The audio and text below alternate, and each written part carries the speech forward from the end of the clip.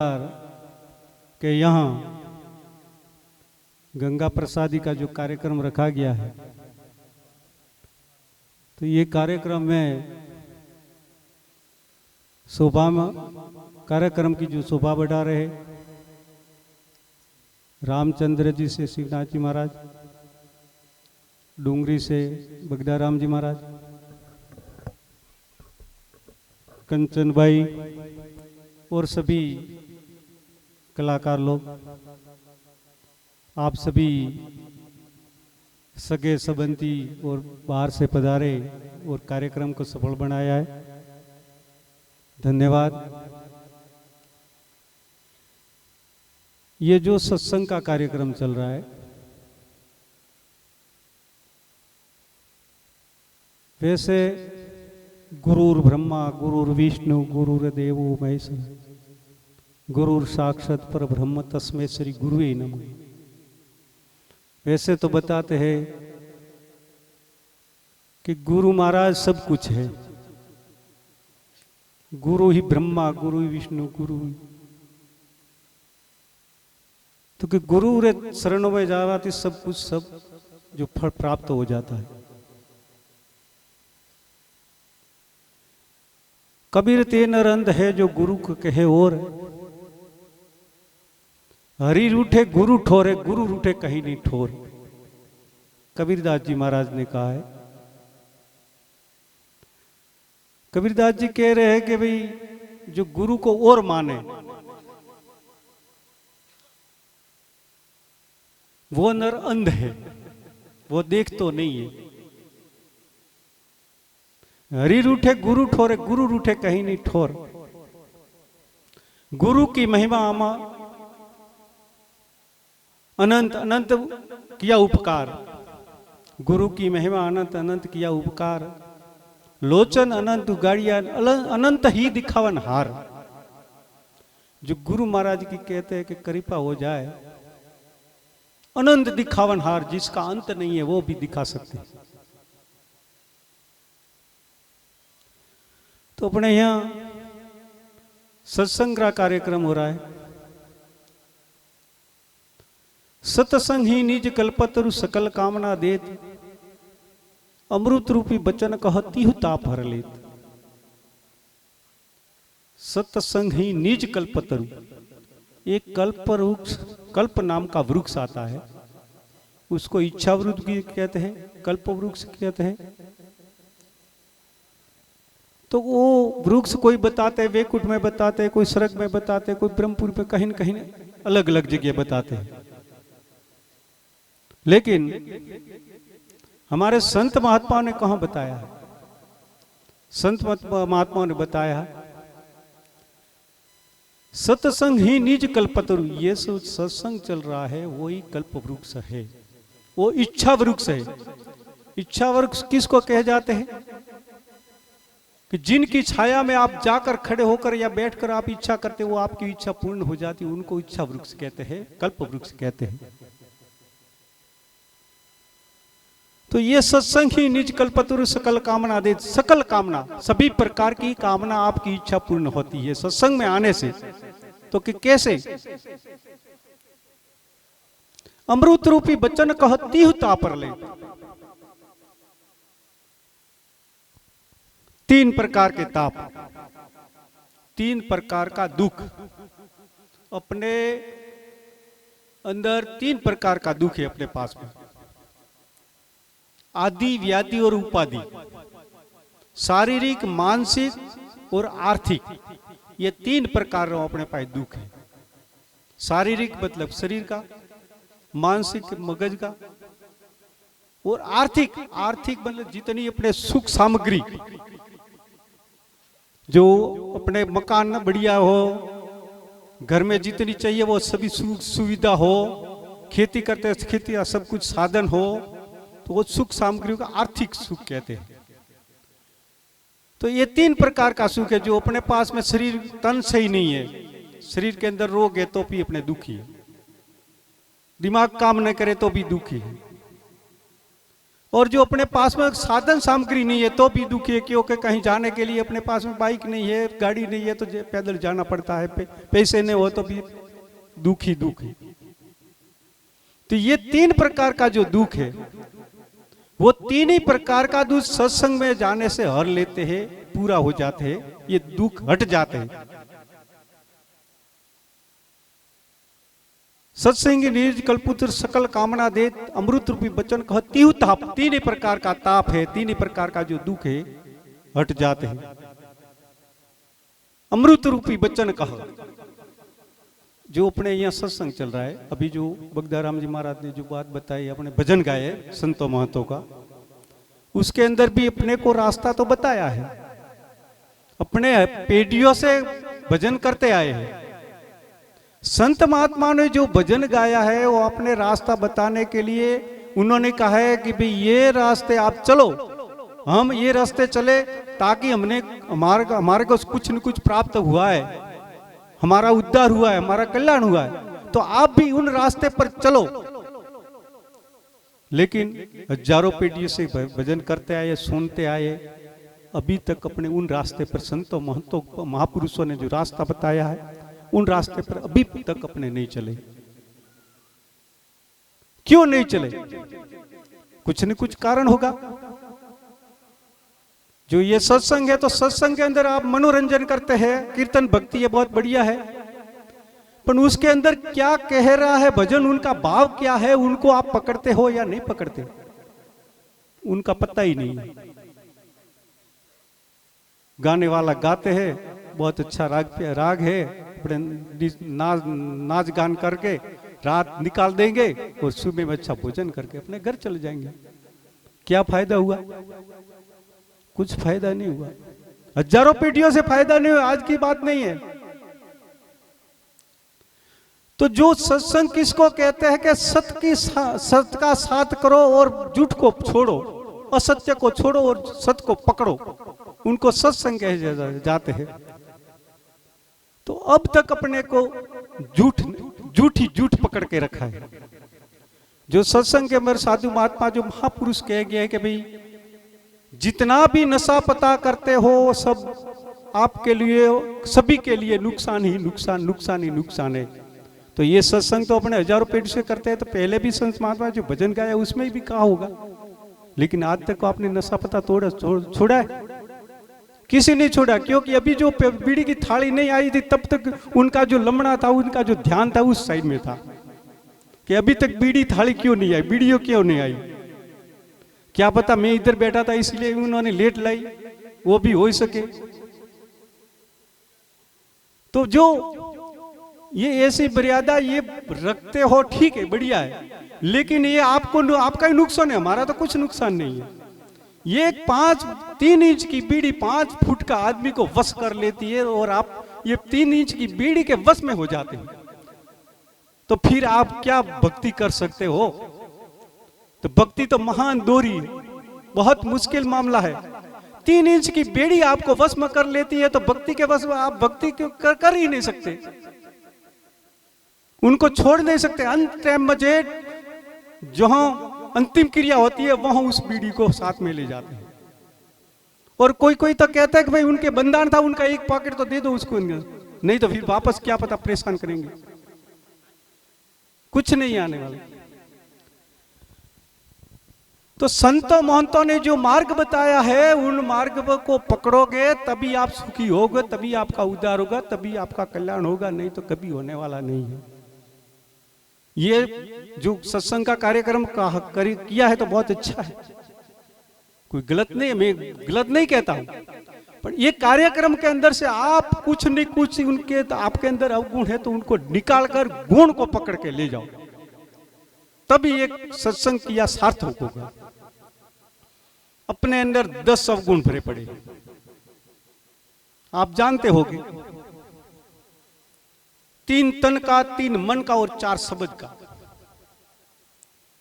ये 10 गुण भरे पड़े। तो 10 गुण में से अपने कुछ न कुछ तो छोड़ना चाहिए। जब तक अपने को पता नहीं था, अपने नींद में था, अपने समझते नहीं थे कि ये झूठ है और ये सत्य है, ये अपने को पता नहीं था, तब तक अपने कुछ भी पकड़ कर बैठे रहे तो कोई बात नहीं, लेकिन सत्संग में जाने से आपको पता चल गया कि ये तो सत्य है और ये झूठ है, तो झूठ को छोड़ो और सत्य को पकड़ो, पर नहीं पकड़ोगे।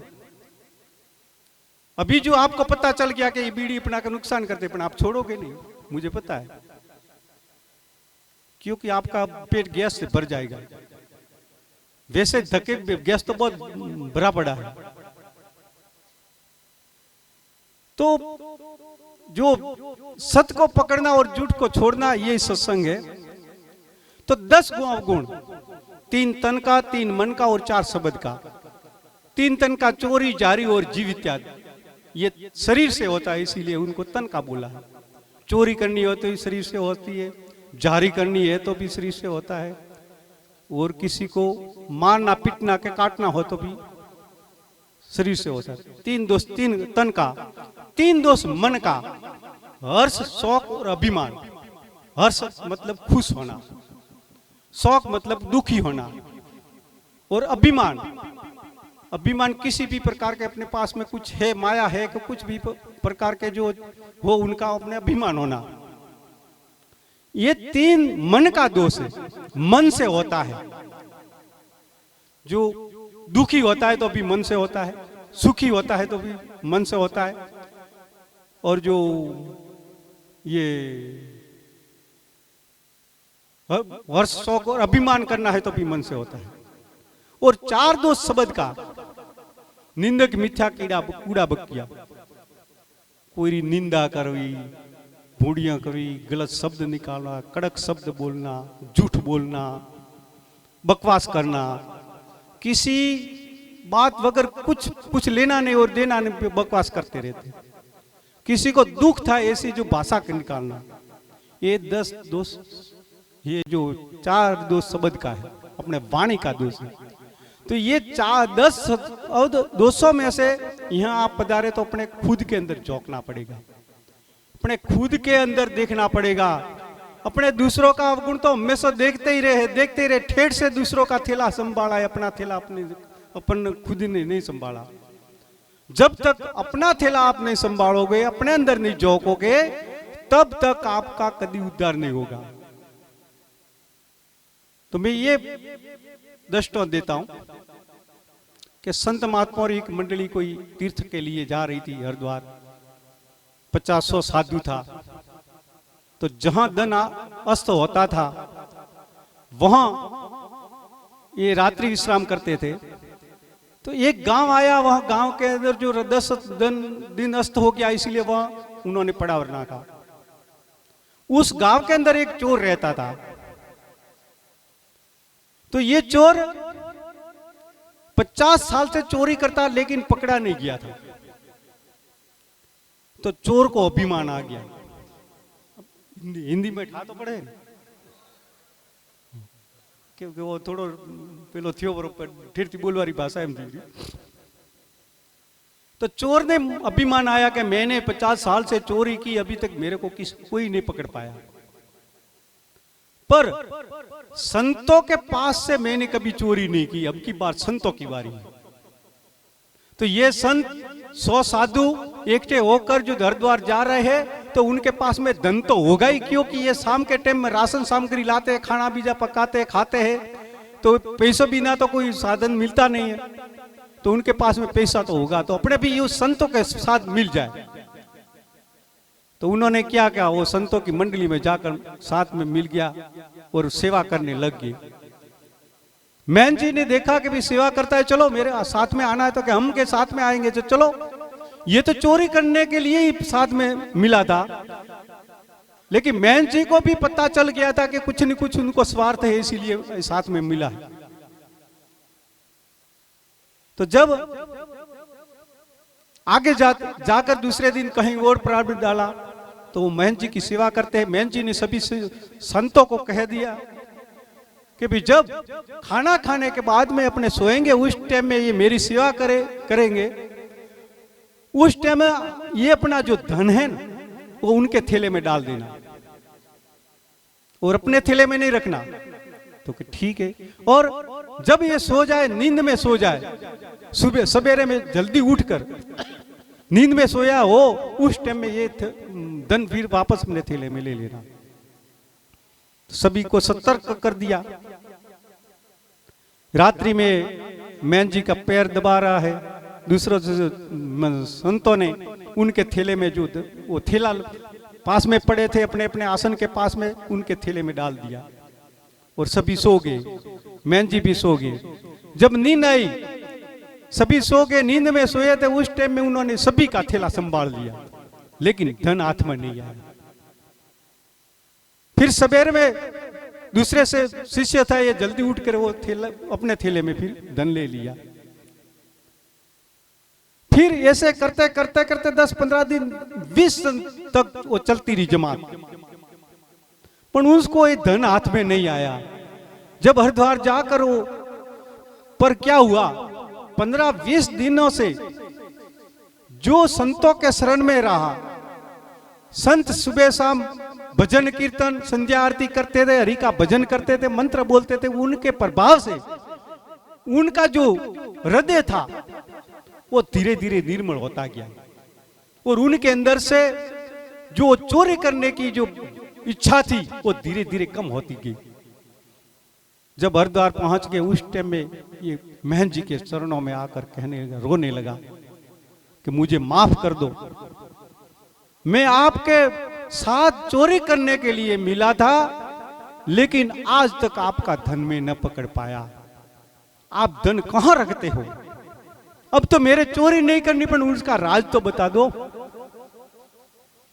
जब महन जी ने उनको बताया कि मुझे भी पता चल गया था कि तू हमारे संतों के साथ क्यों मिला है, इसीलिए तूने दूसरों का थैला संभाला, लेकिन तूने तेरा थैला नहीं संभाला।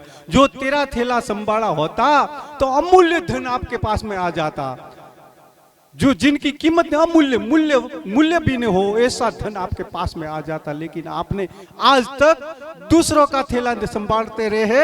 आपके अंदर जितना अवगुण भरा है उसको आपने संभाला नहीं कभी। दूसरों का अवगुण काटते रहे, कहते रहे ये ऐसा है, ये ऐसा है, वो ऐसी है, वो कैसी है, ऐसे करते रहे, ताकि आज तक आप वही की वही चाल पकड़ के रखी है। उसमें आपका कभी उद्धार होने वाला नहीं है। आपका जो है सुधार करना है तो आपके अंदर जोको और आपके अंदर जितना भी धन पड़ा है उस धन को पकड़ो।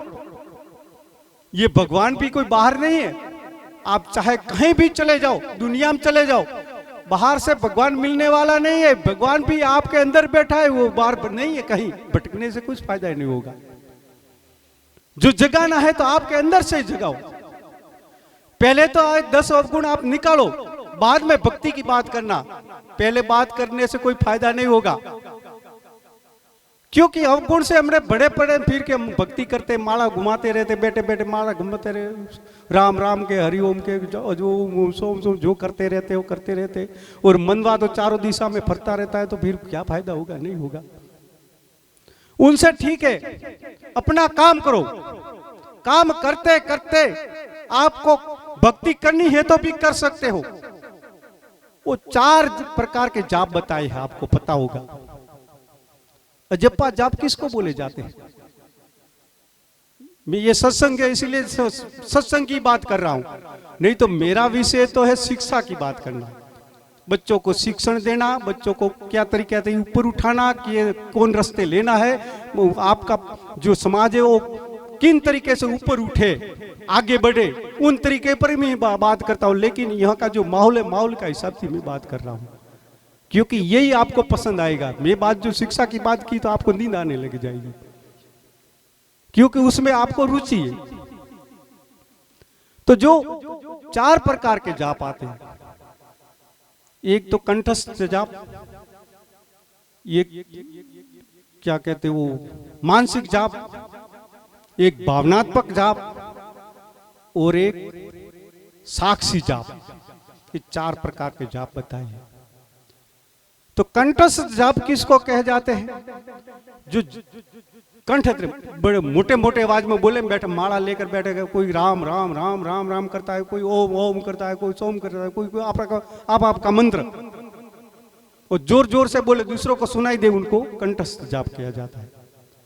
मानसिक जाप, मानसिक मतलब मन में जपते हैं। वो दूसरों को सुनाई नहीं देता। और भावनात्मक जाप किसको कहे जाते हैं? भावना उसकी वहां लगी रहती है, ये भावना अपनी वहां लगी रहती है। चाहे खेतर में काम करो, चाहे कहीं भी काम करो, लेकिन अपनी भावना वहां लगी रहनी चाहिए। वो कहते हैं डोर वहां लगी रहनी चाहिए। जैसे माताजी अपने छोटे बच्चे को सुलाकर, एक कमरे में सुलाकर दूसरे कमरे में जो किचन के अंदर जो काम करती है, रसोड़े के अंदर, तो काम तो रसोड़े में करती है, पर उनकी भावना कहां लगी रहती है? वो छोटे बच्चे पर उनका ध्यान रहता है कि क्या पता मेरा बच्चा जग जाएगा और गिर जाएगा, लगेगा उनको नीचे पड़ेगा। तो वो भावनात्मक जाप, वो बच्चे का नाम नहीं रेटती, लेकिन उनकी भावना बच्चे के अंदर लगी रहती है, ताकि उनको पता भी चल जाता है कि अभी हमारा बच्चा जग गया होगा।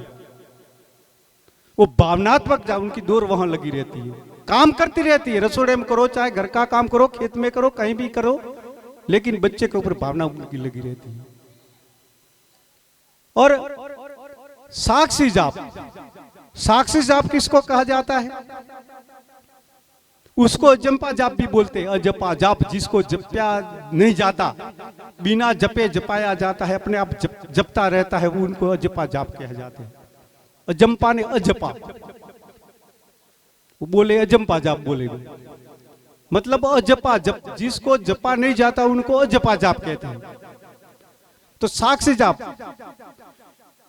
आप देखते हैं, आपके अंदर भी एक ऐसी आवाज आती है, बाहर भी ऐसी आवाज है, आकाश में भी वही की आवाज है, समुद्र के तलिए चले जाओगे तो भी वही की वो आवाज है, पर्वतों की गुफा में आप चले जाओगे तो भी आवाज वही की वो है।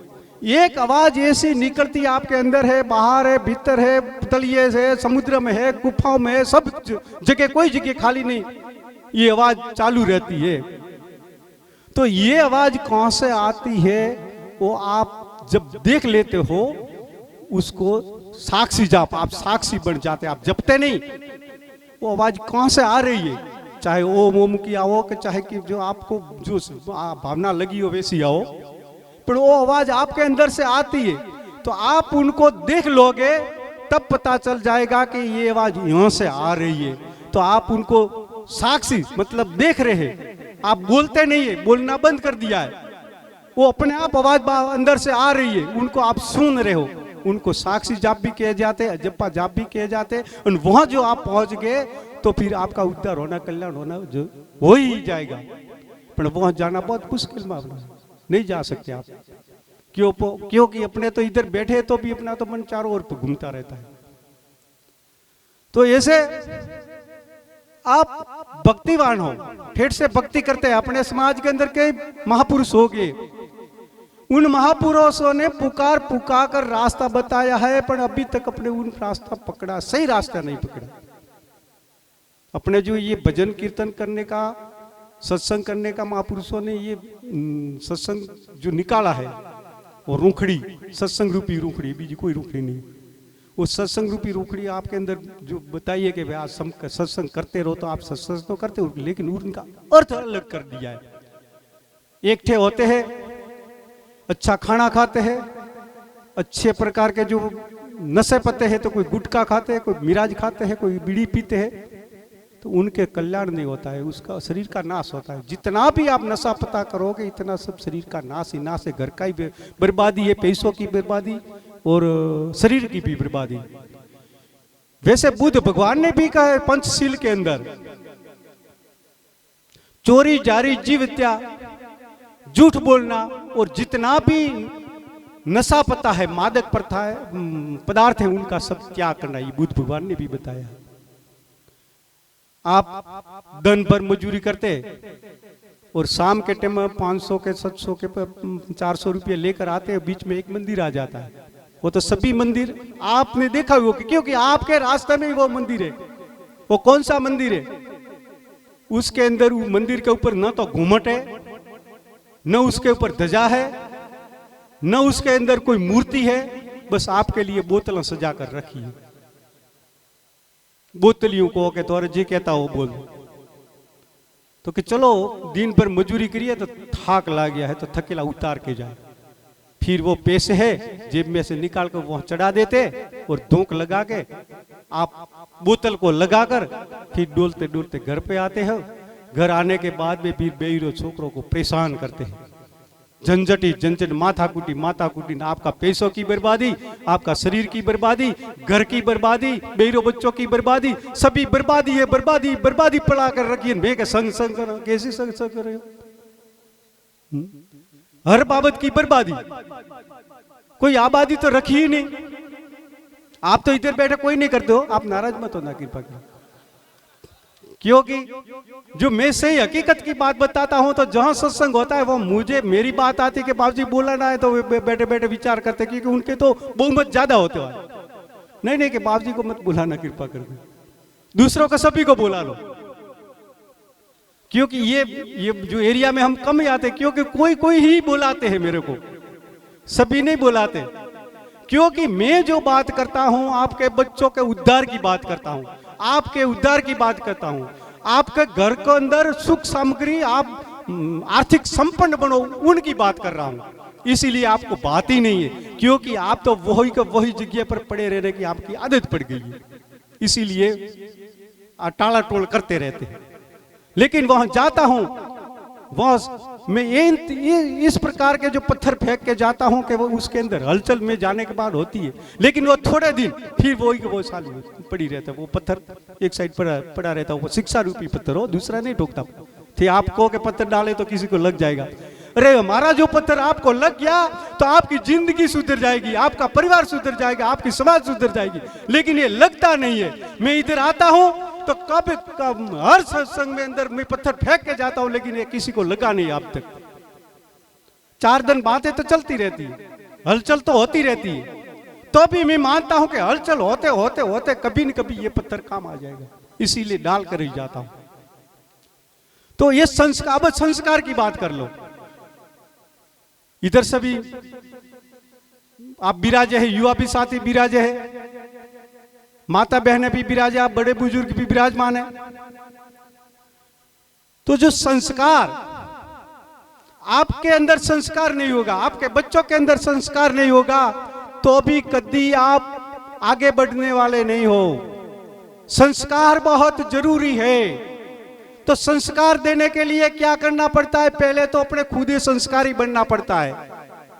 बच्चों को जो संस्कार देना है तो खुद को संस्कार लेना पड़ता है, खुद ही संस्कारी बनना पड़ता है। संस्कारी बनने के बाद में ही बच्चों को आप संस्कार दोगे तो वो बच्चे पकड़ेंगे। लेकिन आपके पास में जो संस्कार नहीं होगा और दूसरों को संस्कार देने चले गए तो कभी ये संस्कार लेने वाले नहीं है। तो संस्कार कहां से शुरू होता है ये भी आपको बता दूं मैं। अपनी बहन बेटी ससुराल जाती है, जब गर्भावस्था हो जाती है, उस टाइम से बच्चे के अंदर संस्कार का प्रभाव चालू हो जाता है।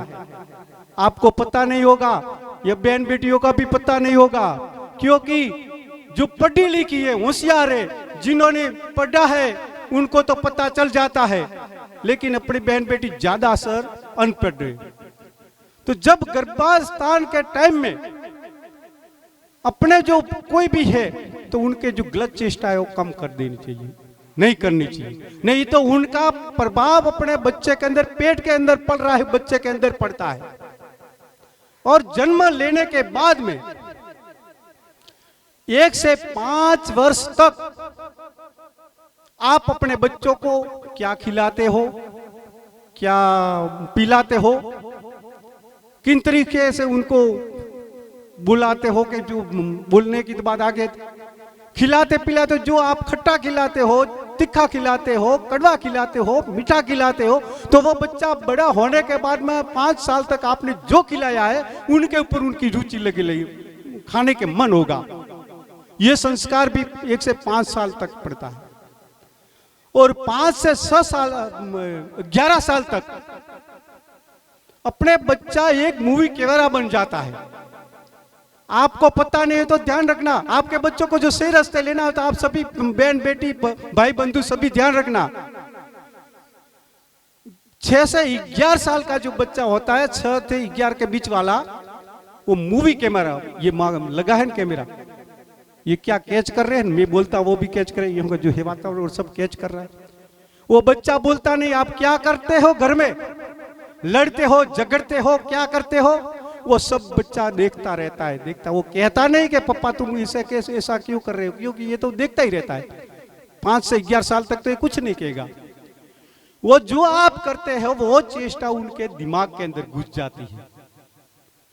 तो कृपा करके जो 5 से 6 साल के बच्चे हो, तो आपको झगड़ना हो तो बच्चे के सामने कभी मत झगड़ना, लड़ना हो तो एक साइड जाकर लड़ लेना, लड़े बिना आपको न रह जाता हो तो। मैं तो कहता हूं कि जो आप गृहस्थी है, आप अपनी पत्नी को लाई है, गृहस्थ जीवन जी रहे हो, आपकी जीवन संगिनी है, तो उनके साथ में काय का झगड़ा हो। अरे सुख दुख के एक दूसरे को चर्चा विवाह विचारण करके जो सुख दुख है उनको निवारण करने का उपाय ढूंढना चाहिए, लेकिन ये नहीं करते। आपकी कमी है तो पत्नी पर डालते रहते हो, पत्नी आपकी कमी पर डालते रहते हो, उनसे कोई फायदा नहीं होने वाला। तो आपका बच्चा 7 से 11 साल तक हो, तब तक बच्चे के सामने कोई ऐसी हरकत मत करना कि ताकि उनके दिमाग में घुस जाए और वो बड़ा होने के बाद में वो भी ऐसा करने लग जाए। और 6 से 16 17 साल का हो तब तक बच्चा क्या करता है, योजना बनाने लग जाता है। जो आपका सही संस्कार होगा, जो बच्चा पढ़ता है, तो ये बच्चे के दिमाग में घुसेगा कि हम बड़ा होकर क्या बनेंगे, डॉक्टर बनेंगे, इंजीनियर बनेंगे, शिक्षक बनेंगे, ऐसी ऐसी जो योजना ढूंढने लग जाता है कि क्या करने से अपने शिक्षक बनेंगे, क्या करने से डॉक्टर बनेंगे। तो उस टाइम में बच्चे के साथ बैठकर उनको पॉजिटिव देना, नकारात्मक सोच नहीं देनी है, सकारात्मक सोच में ले जाना है। नहीं बच्चा के तू ऐसा बन सकता है, जो बच्चा कहता है कि मैं डॉक्टर बना, हाँ तो जरूर बन सकता है, क्यों नहीं बन सके, मेहनत कर। अभी जो बाबूजी को मैं धन्यवाद देना चाहता हूं कि उनके जो बच्चा प्रवीण भाई, उन्होंने डॉक्टर बन दिया और सूरत के अंदर अब जो सिविल के अंदर जो नौकरी कर रहा है, आज लाख से लाख रुपए के आसपास है तनख्वाह। आपके 6 महीने 4 महीने आप खेती करते हो, ये 4-5 लाख रुपया मिलता है, 4 महीने का 4 लाख मिलता है, कभी नहीं मिलता, कुछ नहीं मिलता। ठीक है, घर खर्च चलता होगा, तो कभी जो ऐसा टाइम आ जाता, खराबी आ जाती है सीजन के अंदर, कुछ नहीं मिलता। तो उन्होंने, बाबा साहब ने कहा था कि शिक्षा वो शेरनी का दूध है, जो पिएगा वो ही दहाड़ेगा। और बाबा साहब ने पिया, ज्योतिबा फुले ने पिया, और सावित्रीबाई फुले ने पिया, सभी ने पिया, जिन जिन जो ने शिक्षा रूपी जो दूध पिया है, वो दहाड़ दहाड़ लगाकर आपको जगा के गए, लेकिन उनकी दाढ़ तो आप सुनते ही नहीं हो। क्या करे, कहां जाना। जो आपके हितैषी था, जो आपके जो वंशज थे, आपके जो बाबा साहब के अनुयायी, लेकिन बाबा साहब ने दहाड़ लगाकर कहा है कि भाई ये आप करो, बच्चों को पढ़ाओ, अच्छी शिक्षा दिलाओ, आप बच्चों को ऊपर उठाओ, लेकिन ये बात तो आप कभी करते ही नहीं, ये रास्ता तो आप पकड़ते ही नहीं है। लेकिन जिन्होंने कभी कुछ बोला ही नहीं, कभी कुछ कहा ही नहीं, और अपने आप उनके अंदर क्या है, वो बंधन में बंधे जाते हो, और आप अपने आप ये अपने को नड़तरा रूप है, ये खोड़ा पाल रहे हैं, ये अपने को, उनको क्या किया है वो नहीं किया, नारियल नहीं किया तो अपने को खोड़ा पाल रहे हैं, ये करे। अरे भाई कभी बोला ही नहीं है, कभी आपको खोड़ा पालने वाली माता नहीं है। माता तो जगत जननी, जो अपने जन्म देनारी वही माता है। तो माता कभी किसी को खोड़ा नहीं पालती है, कभी किसी को दुख नहीं देती है। तो आप क्यों भी ये माता जी को बदनाम कर रहे हो कि ये तो रूठ गई है हमारे से। अरे कभी रूठने वाली ये माँ, आपकी माँ है, जो एक दिन बच्चा जो भूखा रहता है तो वो माँ को कितनी चिंता होगी, मेरा बच्चा आज भूखा रहा, उन्होंने कुछ खाया नहीं, मेरा बच्चा खाया नहीं, तो इतना जो आपके लिए चिंता कर रही है वो माता है। आप कहते हैं कि माता ने हमारे से रूठ गई, हमारे को दुख दे रही है, ऐसा कभी नहीं होता है। कृपा कर, मैं नास्तिक की बात नहीं करता, आप जो करते हो, आप मानते हो तो भले मानना, मैं वास्तविकता की बात कर रहा हूं कि वास्तविकता क्या है, उनको पहचानो। आपकी माता कहती कि बेटा यहां जाना है तो वो नहीं मानोगे, और जाकर जो नहीं कुछ नहीं बोलेंगे और अपने मन से ही अपने गढ़ कर तैयार कर लेंगे, वही रास्ते अपने चले जाते हैं। तो आप सोच समझकर सही रास्ता पकड़ो। बोलते पुरुष को ध्यावो। वो कबीरदास जी भी कहा है, गोरखनाथ जी ने भी कहा है, जो पत्थर पूजे हर मिले तो मैं पूजू सारा पहाड़ जी। मुंह नहीं कहता हूं, वो संत महात्मा कह के गए, पत्थर पूजे जो हर मिले तो मैं पूजू सारा पहाड़ जी। पत्थर की बड़ी चक्की बड़ी पीस का है संसार जी। ये संतों ने कहा है, ये महापुरुषों ने कहा, अपने खुद के महापुरुषों ने कहे गए। रविदास ने भी कहा है, कबीर ने भी कहा है, सभी जितने भाई महापुरुष का है। तो ये मैं कहता हूं कि आप बोलते पुरुष हो, उनकी जो बात मानो। आपका जो किसी ने भला किया है तो उनका एहसान रखो कि भाई ये अपने भले के लिए उन्होंने काम किया है, तो उनकी बात भी मानो। तो मैं कहता 11 से 16 साल का संस्कार, ये बच्चा पढ़ता है तो वो कुछ न कुछ बनने की तरकीब ढूंढता है, बनने के लिए तैयारी करता है। तो उस टाइम उनको सपोर्ट में जाना है, पहले सपोर्ट देना है। और फिर 16, 17 से 21 साल तक ये समय है, वो बच्चे के लिए बहुत खतरनाक समय है और आपके लिए भी बहुत खतरनाक समय है, क्योंकि आप लोगों ने बच्चे ऊपर ध्यान नहीं रखा, देख रेख नहीं रखी, और बच्चे का पांव थोड़ा सा जो फिसल गया तो ये गहरी खाई के अंदर चला जाएगा, वो कभी ऊपर आने वाला नहीं है। तो उस टाइम में, क्योंकि जो 16 से 21 साल तक शरीर के अंदर रासायनिक प्रक्रिया घूमती है, बदलती है, तो उस टाइम बच्चे को भी ध्यान रखना पड़ेगा कि हम जो क्या करना है, हमारे क्या जाना है, वो उनका ध्यान में रखकर, उनका लक्ष्य है, वो लक्ष्य ध्यान में रखकर उनको पढ़ाई करता है तो पढ़ाई करनी चाहिए, खेती करता है तो खेती के अंदर ध्यान देना चाहिए, और कहीं और ध्यान नहीं भटकना चाहिए, क्योंकि वो टाइम ही एक ऐसा है, वो जुआनी के चालू होने का टाइम है। इसलिए उस टाइम में जो बच्चे ने ध्यान नहीं रखा, और अपने आप माता पिता ने जो बच्चे का ध्यान नहीं रखा, जो वो बच्चा फिसल गया तो वो जिंदगी भर उनको ऊपर कलंक लग जाएगा। इसीलिए आप लोगों को खूब ध्यान रखना पड़ता है। आपने तो बस कोई खुश हो जाते हैं, मेरे 4 बच्चे हैं, कोई के 5 बच्चे हैं, कोई के 10 बच्चे, 10 तो नहीं है अभी, तो पहले होते थे, क्योंकि अब तो जो वो टाइम पलट गया, और खुश होते, अरे भाई तूने बच्चे तो पैदा कर दिया, पशु पक्षी सब पैदा करते हैं, लेकिन उनको संस्कार देकर उनको मनुष्य बनाया है कि नहीं, ये देखना है। इंसान बनाओ आप अपने बच्चों को, चाहे एक भले रहो, उनको इंसान बना दो तो 10 बच्चों जैसे जितने आपके काम आएगा। और जो आपने इंसान नहीं बना दिया, 4 बच्चे होंगे, 4 जो गलत रास्ते चले गए तो आप भी नरक में चले जाओगे, आपके तो जीते जी नरक आ जाएगा, और वो बच्चे का भविष्य भी चला जाएगा, कुछ काम का नहीं रहेगा। इसीलिए बच्चों पर बहुत ध्यान देना पड़ेगा। तो ये संस्कार की भी बात कर रहा था, ये संस्कार आप अपने पर और अपने बच्चों को ले दोगे तो ही आपका बच्चा भी आगे बढ़ेगा, आपका परिवार से सुखी होगा। आपका बच्चा, ये बाबूलाल जो इधर बैठे हैं, तो उनका जो बच्चा डॉक्टर बन गया है, उनकी लाख रुपया की तनख्वाह है, तो उनका परिवार को धीरे सभी को ये सुख दे सकता है, और उनके बच्चों को, उनके परिवार के बच्चों को सभी को पढ़ाकर आगे बढ़ा सकते हैं। तो शिक्षा बहुत जरूरी है, शिक्षा के बिना कुछ नहीं है। पहले के जमाने में आपके पास में शिक्षा नहीं थी, शिक्षा मतलब शिक्षण, भणतर हो, बीजू कोई नहीं शिक्षा। आप में हिंदी शब्द शिक्षा कहते, अपने गुजराती में शिक्षण कहते। तो शिक्षा के बिना पहले शिक्षा नहीं थी, तब आपकी परिस्थिति कैसी थी ये भी सोच लो।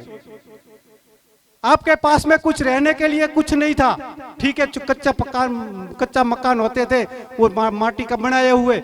आपके पास में सुख सामग्री कुछ नहीं मिलती थी, और पढ़ लिख होशियार हो गया तो उनको पता चल गया, और धीरे धीरे बच्चे परिवर्तन भी लाने की शुरू कर दिया है, और आपके पास में सब कुछ मिलने लगा है। वो किसकी देन है? वो बाबा साहब की देन है, किसी औरों की देन नहीं है। किसी ने औरों ने नहीं दिया, बाबा साहब ने आपके लिए। जब बाबा साहब ने पढ़ाई की तो उन्होंने बहुत बड़ी मुश्किल से पढ़ाई की थी। उनके ऊपर उस टाइम में तो बहुत भेदभाव चलता था, तो उन्होंने तो भी इतनी मेहनत करके पढ़ाई करके आपका, उन्होंने ये सभी प्रकार की डिग्री है, MA, BSc, PhD, DSc, DL, LLB और DLED, ये सब अलग अलग प्रकार की जितनी डिग्री। वैसे तो बताते हैं बाबा साहब की कोई छोटी मोटी 32 डिग्रियां बताते हैं। अरे उस टाइम में एक डिग्री भी लेनी बहुत मुश्किल थी, तो भी उन्होंने 32 डिग्री किन तरीके से ली होगी। फिर गरीब परिवार, बिल्कुल उनका जो आप इतिहास पढ़ो तो पता चले कि उनके पास में कुछ नहीं था। जब रमाबाई उनकी पत्नी, बाबा साहब जो विदेश में पढ़ते उस टाइम में उपला बनाकर, उपला मतलब है छाना थेपी और पस हुकवीन पस जाइन बेसिन बच्चों भरण पोषण करती थी। और बाबा साहब इंग्लैंड और अमेरिका में पढ़ते थे। तो कितनी गरीबाई होगी उनकी। जब एक बार रमाबाई ने चिट्ठी लिखी बाबा साहब को कि अपना बच्चा बीमार हो गया, अपने पास में कुछ पैसे नहीं, बाबा साहब आप पढ़ाई छोड़ दो, इधर आ जाओ और कमाई करो, अपने बच्चों का पालन पोषण करो और अपना बच्चा चला जाएगा, क्या होगा। तो बाबा साहब ने कौन सा जवाब दिया, कैसा जवाब दिया था। उनका त्याग तो देखो।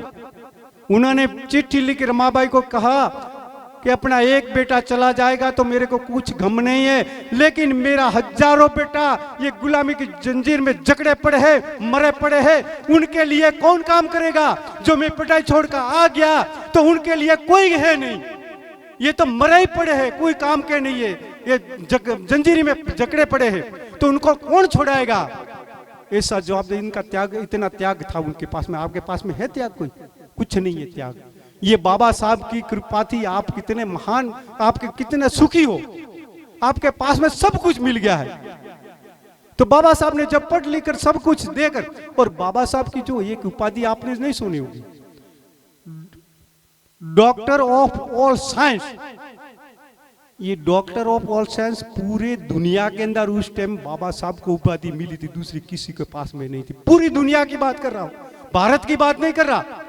ऐसा आपका जो वंश था, ऐसा बाबा साहब था, उनका आप अनुयायी हो। लेकिन क्या करते हैं, बाबा साहब ने अधिकार दिला दिया, सब कुछ दिला दिया, वोटों का अधिकार दिला दिया। तो जो वोट आते उस टाइम में 10 दिन 15 दिन महीना भरी खींचते रहते, बोतल लगाते रहते, पैसे लेते रहते, महीने भरी पैसे लेकर वोट देते हैं। फिर आपके काम की इच्छा रखते, कौन करेगा काम? कोई नहीं करने वाला। आप तो वोट को बेच रहे हो। अरे एक एक वोट की कितनी कीमत हो, अमूल्य है, उनका कोई मूल्य नहीं होता, तो भी लगा देते हैं, पड़े रहते हो, बेहोश कर घर आते हैं, घर की बर्बादी करते हो, महीने पर ऐसे चलाते रहते हो, कुछ नहीं। फिर 5 साल रगड़ते रहो, कुछ नहीं आपके पास में। तो इतनी मेहनत कर 4 बच्चे बाबा साहब ने अपने गमा दिया था आपके लिए। जब एक रात ने तो उनका जब मर गया था, उस टाइम में उनके पास में जेब के अंदर वो कफन लाने के पैसे नहीं थे। तो जब जेब के अंदर बाबा साहब ने हाथ डाले तो रमाबाई समझ गई कि उनके पास में कुछ नहीं है। अपनी जो ओढ़ने की जो साड़ी थी, साड़ी का पल्ला फाड़ कर बच्चे के ऊपर कफन के तरीके ढका था। इतनी गरीबी आपके पास में है तो ये किसकी देन है? आप उनसे भी गरीब, उस टाइम में तो कुछ नहीं था आपके पास में, क्योंकि आपके पास में पैसे इकट्ठे करने की भी प्रतिबंध था। आप 1 रुपया भी नहीं ले सकते थे, खाली खाना पीना पड़े रहो वही, और बाहर जाकर खाना भी और था, पीना भी और था। ऐसे पशु से बदतर जिंदगी थी, और पशु में से बदतर जिंदगी में थे। आपको मनुष्य बना दिया, इंसान बना दिया है। तो भी बाबा साहब जो कहते हैं, बाबा साहब ने रास्ता बताया है, वो रास्ता आप अभी तक नहीं पकड़ा। तो ये सोचने जैसी बात है, समझने जैसी बात है। अब अपना उद्धार ढूंढते हैं, कहां से उद्धार होगा? कहीं से नहीं होगा। उद्धार ढूंढने के लिए महापुरुष का मार्ग पकड़ना पड़ता है। अनेक महापुरुष हो गए अपने, और आगे चलाओगे फिर ज्यादा टाइम ले लेंगे। वैसे मैं एक और बात बता दूं कि एक गांव के अंदर 4 भाई रहते थे। उनके माता पिता मर गए थे, और चारों भाई इतने आलसी कि कभी कुछ काम करते ही नहीं। बस घर में बैठे रहते, गप्पाटा मारते रहते, ताश खेलते रहते, कुछ न कुछ गप्पे लगाते रहते, लड़ाते रहते, हमें सब कुछ काम नहीं करते थे। संजोगवश बड़े भाई की शादी हो गई। उनको कोई देते तो नहीं थे, लेकिन संजोगवश हो गई एक बड़े भाई की शादी। बड़े भाई की शादी होने के बाद में फिर 3 भाई जो छोटे भाई थे वो तो नाचने लग गए। ओ अब तो भाभी साहब आएंगे, भाभी साहब बनाएंगे, खाएंगे, अपने मौज करेंगे, गप्पे लड़ाते रहेंगे, बस मौज करने लगे। पहले भाभी साहब आया, वे भाभी साहब 5 को बनाकर खिलावे, ये 5 पड़े रहे घर में, कहीं जाए नहीं, गप्पे लड़ाते रहे, आलसी बिल्कुल 1 नंबर के। भाभी साहब ने देखे कि हम कहां फंस गए आकर, लेकिन करे क्या? ये संस्कारिक घर की बहू थी, संस्कारिक घर की बेटी थी। उन्हें सोचा कि अब तो क्या होगा, हम तो फंस तो गए हैं, तो लेकिन उनको सुधारना तो पड़ेगा। एक दो आने आए तब तक तो वो चलाते रहे, उनके जो पियर से कुछ भी मिला था वो भी सब उनको खिला दिया, उनके पास में कुछ नहीं बचा, अंगूठी थी, सब जो गहना था वो सब भी बेचकर उनको खिला दिया, अब कुछ नहीं था। भाभी ने सोचा क्या करें। एक दिन भाभी ने उनको बुलाकर चारों को कहा, आप जाओ बाजार में जाओ, कुछ नहीं कुछ कमा कर लाओ, नहीं तो ये अंदर घुसने नहीं देंगे। तो वो कहते हैं छोटे भाई, अरे नहीं नहीं भाभी साहब, ऐसा तो हमारा तो काम, हमसे तो काम नहीं होगा, हमने कभी किया ही नहीं, हम तो बैठे पड़े रहेंगे, आप खिलाओ। अरे पर कहां से लाओ, मैं पियर से लाई, वो भी सबको खिला दिया, अब तो क्या खिलाए। तो भी जबरदस्ती भाभी ने बाहर निकाला घर से, चले जाओ, निकल जाओ। फिर दरवाजा बंद कर दिया। चारों जन निकले तो बाजार में घूमते रहे, गप्पे लड़ाते रहे। फिर शाम के टाइम में आ गए। उन्होंने सोचा कि आज जो कुछ ले जाएंगे तो भाभी साहब हमेशा के अपने को बाहर भेजेंगे, कुछ नहीं ले जाना। फिर वापस आए, घर आए, अरे भाभी साहब दरवाजा खोलो, क्या कुछ लाया है? अरे कुछ क्या लाए, हम तो आ गए। भाभी साहब ने फिर कर मुंह पर हाथ लगा, फूटिया क्रम के क्या करे।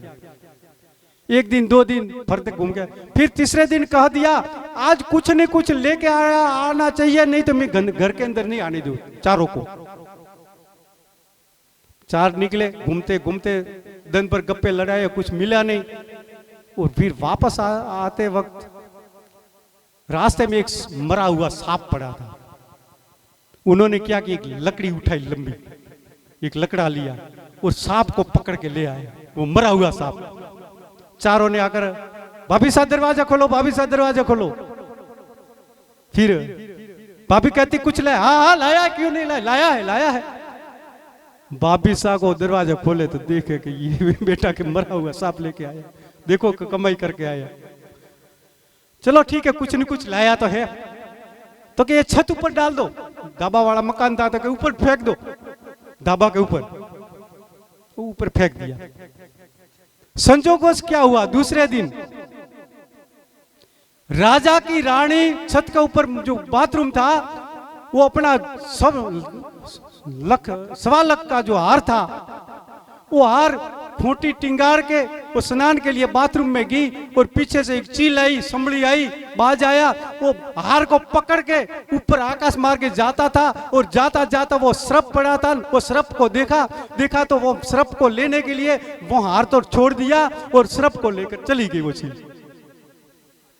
और रानी ने राजा को कहा कि मेरा हार कोई लेके जाए, बाथरूम में गई तो इधर तो कोई आने वाला था ही नहीं, कोई आ नहीं सकता, कौन लेके गए होंगे। राजा ने ढंडेरा पिटा दिया पूरे शहर के अंदर कि रानी शाह का जो हार जो ला कर देगा उनको 1.25 लाख रुपये देंगे। 1.25 करोड़ का हार था। तो संजोगवश उसी दिन वो भाभी साहब ऊपर वो छत की सफाई के लिए ढाबा ऊपर गए। सफाई करते करते वो 9 लाख हार उसके हाथ पड़ गया। 9 लाख हार था। उन्होंने देखा ये तो राजा ने ढंडेरा पिटाया, वही हार होना चाहिए। अड़ोसी पहाड़ी सभी को इकट्ठे किए और कहा मैं तो बिल्कुल निर्दोष हूं, मैंने कुछ चुरा कर नहीं लाया, मैं ये छत पर गई थी और इधर मरा हुआ सांप पड़ा था वो तो गायब हो गया, हार मेरे को मिला है, ये रानी सारा होना चाहिए। सभी आड़ोसी पहाड़ी सब इकट्ठे हो गए, चारों भाई इकट्ठे हो गए। फिर सभी को लेकर दरबार में गए। दरबार में जाकर राजा को विनती की कि मैं बिल्कुल निर्दोष हूं, मैंने कभी हार देखा भी नहीं है और जो मैं कहीं से चोरी भी नहीं की, लेकिन क्या संजोग से एक सर्प ये लोग ले आए थे, उनको ऊपर डाला था और सर्प तो वहां से नहीं है, वो नहीं हार मेले को मिल गया है, वो मैं हार आपको देने के लिए आई, मेरे लिए इनाम दो या कभी मत देना। राजा ने देख लिया कि उनका स्वभाव देख बिल्कुल निर्दोष है, क्योंकि वो सर्प की बात की तो राजा समझ गए कोई न कोई पक्षी आया है, वो हार लेकर वो सर्प लेने के लिए वो हार वहां छोड़ के चला गया है। फिर दरबार भर के वो उनको 1.25 लाख का इनाम भी दिया। इनाम दिया तो वो चारे भाई वहीं डांस करने लग गए, नाचने हैं। भाभी साहब हमने 1.25 लाख रुपया कमा लिया, भाभी साहब हमने 1.25 लाख रुपया कमा लिया। फिर राजा ने क्या किया, उनको पूछा भाई आप धंधा क्या करते हो। जो भाभी साहब ने राजा जी को विनती की क्या करे, मैंने बहुत जबरदस्ती से बाहर भेजे थे तो मरा हुआ सांप लेके आए थे, यही धंधा करते, कुछ नहीं करते। तो राजा ने उनको नौकर तरीके वहां काम के लिए रख दिया चारों को, और उनको तनख्वाह चालू कर दी, और वो सुखे से जीवन जीने लगे। और 3 भाई कुंवारे थे, उनकी भी शादी होगी और गृहस्थ जीवन आराम से चलने लगा। तो ये अच्छे घर की बेटी थी, इसीलिए चारों को सुधार दिया और चारों को घर बसा दिया। और अपने अभी क्या करते हैं, क्योंकि बेटी माँ, बेटी के आगे माँ बनकर रहती है। जो माँ बेटी के आगे सासू बनकर जो तैयार करे ना बेटी को, तो बेटी कभी घर तोड़ने वाली नहीं, कभी ससुराल वाली कोई टीका टिप्पणी के शिकायत कभी ना आए। पर बेटी तो क्या मेरी बेटी है, और वहू लाते हैं तो क्या करते, ये तो वहू है। ये द्वितीय भाव है, ये अपने को बहुत नुकसान करते हैं। आप बेटी को अच्छी तरह तैयार करो, संस्कार देकर तैयार करो, ताकि वो जहां जाए वहां चाहे कैसा भी माहौल हो, लेकिन उस माहौल को पलट कर वो स्वर्ग जैसा माहौल बना दे, घर को स्वर्ग बना दे। इन तरीके से उनको संस्कार देकर तैयार करो, ताकि आपके पास में कभी शिकायत लेकर आएगी नहीं। और सभी माँ, सभी पिता और माँ अपनी बेटी को उन तरीके से तैयार कर दे, तो किसी बाप और सास ससुर को कभी शिकायत करने की जरूरत पड़ेगी नहीं। पर ऐसे संस्कार अपने नहीं देते। अपनी बेटी को तो बेटी तरीके मानते रहो, बहू आती है तो उनको तो बहू मानते कि नहीं, ये तो वो उनको बिल खाए या ना खाए, कुछ मिले या ना मिले, वधे घटे कुछ नहीं, ध्यान ही नहीं देना। और बेटी ना खाए तो खुद ही माँ ही उपवास कर लेती, नहीं बेटी खाना पड़ेगा तेरे को। ऐसा जो द्वितीय भाव है, ये अपने को बहुत नुकसान कर रहा है, ये समाज के अंदर दरार डाल दे। तो ध्यान रखना चाहिए आप। और युवा लोग बैठे इधर, तो मैं एक बात और बता दूं, वैसे तो आखिर रात बात करता रहूंगा तो पता नहीं चले कि जो एक संत था, उनके पास में जो लोग जाते थे, तो संत हमेशा 4 बात बताते थे कि आवश्यक बनो, और तंदुरुस्त रहो, आलसी मत बनो, और रुपये का सदुपयोग करो। ये रुपया बहुत बड़ी मुश्किल से मिलता है, उनका दुरुपयोग नहीं होना चाहिए। आवश्यक मतलब आप कहीं भी रहते हैं, कहीं भी नौकरी करते हैं, कहीं भी धंधा करते हैं, किसी के वहां जाकर हाली रह गए हैं, तो आवश्यक इतना आप इतना काम करो, ऐसा काम करो, इतना काम करो कि वहां के लोग आपको चाहे, आप सभी का चहेता बन जाओ, सभी आपको चाहे कि नहीं ये व्यक्ति तो इधर ही रहना चाहिए, ये व्यक्ति और ज्यादा रहेगा तो ठीक रहेगा। ऐसे आप इतना और इतनी जो सभी के भाव तो काम करो, तो आप चहेते बन जाओगे, आवश्यक बन जाओगे। और तंदुरुस्त, शरीर को तंदुरुस्त रखो। युवा साथियों को कहना चाहता हूं, जो आपके पास में ताकत होगी, शरीर मजबूत होगा, तंदुरुस्त होगा, तो आप जो धारो वो काम कर सकोगे। नहीं तो आप व्यसनी बन गए, आप शरीर को बीमार कर दिया, आपके अंदर रोग मिल गया, तो आप जिंदगी मनुष्य तरीके की जिंदगी नहीं है, वो बिल्कुल बेकार हो जाएगी, कोई काम की नहीं रही। क्योंकि पहला सुख निरोगी काया, बीजा सुख घर में माया, तीसरा सुख पतिव्रता स्त्री, चौथा सुख घर में आज्ञाकारी पुत्र, ये 7 सुख बताया है। तो जो आप शरीर से जो कमजोर हो गए, शरीर के अंदर जो रोग आपके लग गए, तो चाहे कितना ही सुख, सभी प्रकार का सुख आपके पास में आ जाएंगे, तो भी वो बिल्कुल आपको खराब लगेगा कि नहीं। शरीर पहले तंदुरुस्त शरीर होना चाहिए। तो मेरे कहने का मतलब कि आप जितने भी नशा पते करते हैं उनको अभी से छोड़ दो। आप यहाँ सत्संग में आए, इधर जो बाबा साहब की भी तस्वीर लगाई है, बुद्ध भगवान की भी तस्वीर लगाई है, बाबा साहब को बुद्ध भगवान को ये क्या कहते हैं, गंगा प्रसादी को कुछ लेना देना नहीं लगी, लेकिन तो भी वो तस्वीर लगाई है, क्योंकि लगानी तो शुरू कर दी। इतना तो आपको पता चला गया कि हमारा कोई है तो गरीब महापुरुष, धीरे धीरे हो जाएगा, तो भी बढ़िया है। तो मेरे कहने का मतलब ये है कि आप किसी भी प्रकार का नशा पता जो करते हो, तो आप यहाँ से छोड़कर जाना, ताकि जो मैं यहाँ आया हूँ इस सत्संग का मेरा भी जो सार्थक होगा कि मैं आकर आपको कुछ न कुछ 2 शब्द किया तो आपने पकड़ा, और आपका अपन जीवन का उद्धार हो जाएगा, आपका परिवार का उद्धार हो जाएगा, आपके बाल बच्चे इतने खुश हो जाएंगे कि बहुत अच्छा किया। ऐसा सत्संग हमेशा होना चाहिए। और आलसी मत बनना। युवा लोग आज बड़े बुजुर्ग विराजमान हैं, ये बड़े बड़े जो 60-70-80 साल के बच्चे जो बुजुर्ग विराजमान है, ये तो काम करते बच्चों की तरह, और बच्चे शाम सुबह में 8 बजे तक पड़े रहते हैं। ऐसे आलसी, ये आलस है, दरिद्रता का घर है। जो आप दरिद्र बनो है, गरीब बनो है, तो आलसी बनकर पड़े रहो, आपके पास में कुछ नहीं होगा। और चौथी बात, रुपये का सदुपयोग होना चाहिए। एक भी रुपया गलत रास्ते नहीं जाना चाहिए, क्योंकि आपको पता नहीं हो रुपया बहुत बड़ी मुश्किल से मिलता है। दिन भर गद्दा मजूरी करते, बोरी उठाते, तगारे उपाते, कड़िया काम करते, खेती की काम करते, फिर पैसे बहुत बड़ी मुश्किल से मिलते हैं, तो उनका दुरुपयोग कभी मत होना चाहिए, करना चाहिए। वो एक सेठ था, उनके एक ही लड़का था।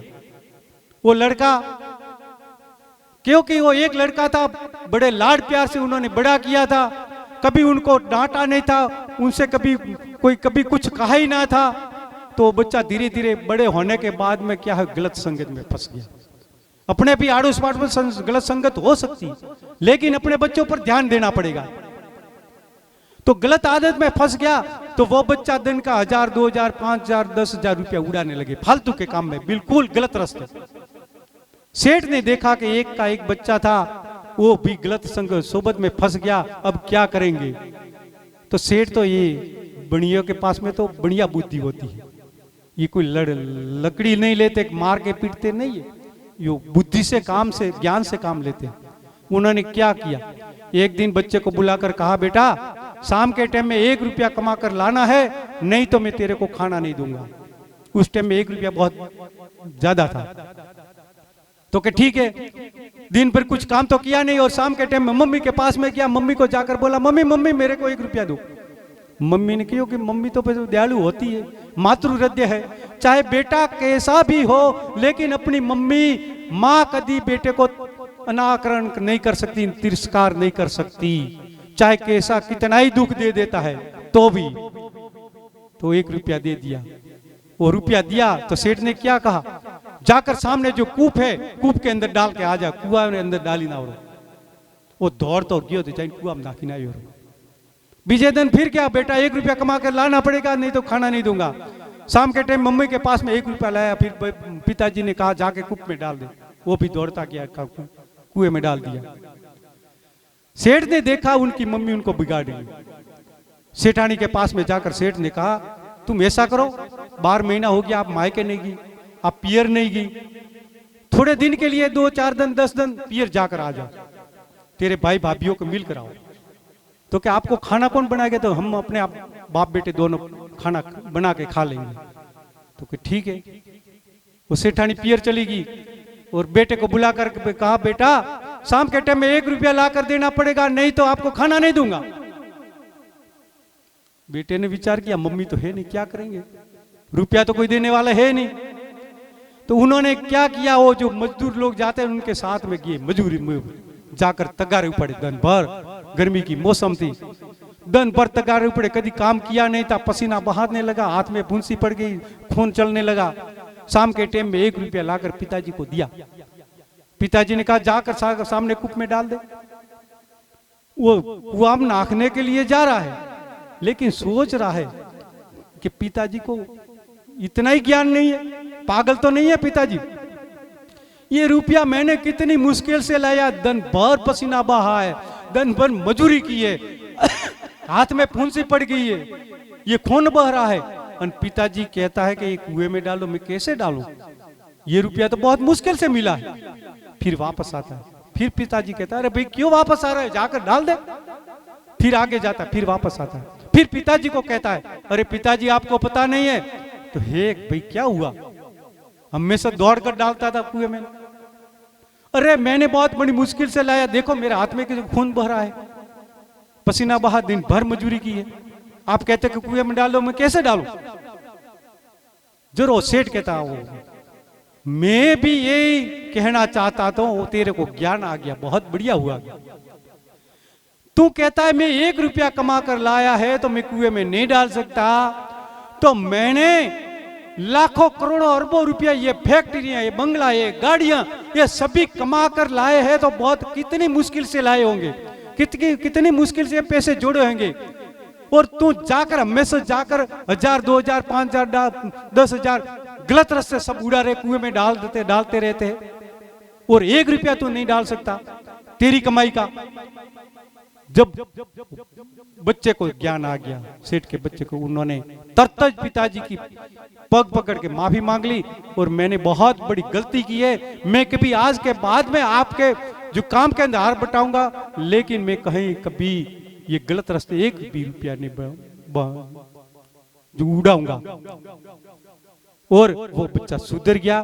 तो मेरे कहने का मतलब यही है, युवा लोगों, आपको पता है कि माँ बाप बहुत बड़ी मुश्किल से पैसा पैदा करते हैं, और आप पढ़ते हो तो वो भी आप ध्यान से बाप रे फालतू के न खर्चा करें। और जो आप पढ़ते नहीं है, मजदूरी करते हैं, तो भी आप शाम के टाइम में आते टाइम में धोख लगानी हो तो जो सही मंदिर है वहां जाकर लगाना। वो ये आपके लिए बोतलें सजा पड़ी, उस मंदिर में कभी मत जाना, कृपा करके। आज जो मेरी बात को मान रहे हो, समझ में आ गई हो, तो इन रास्ते जो जाते हैं वो बिल्कुल वो रास्ता छोड़ देना चाहिए। बहुत बहुत धन्यवाद, आप सभी ने ये बात सुनी और ये सत्संग में आप पधारे और सत्संग का लाभ उठाया। और अभी तो आपको पता चल गया होगा कि सत्य क्या है और झूठ क्या है, उनको अभी पता चल गया होगा, ताकि आपके पास में जितना झूठ है वो छोड़ कर जाओगे और सत्य को पकड़ के जाओगे। जितना भी अवगुण है निकाल के जाओगे, जितना दुर्व्यसन है निकाल के जाओगे। बहुत बहुत धन्यवाद। जय भीम। बोल सतगुरुदेव की जय हो।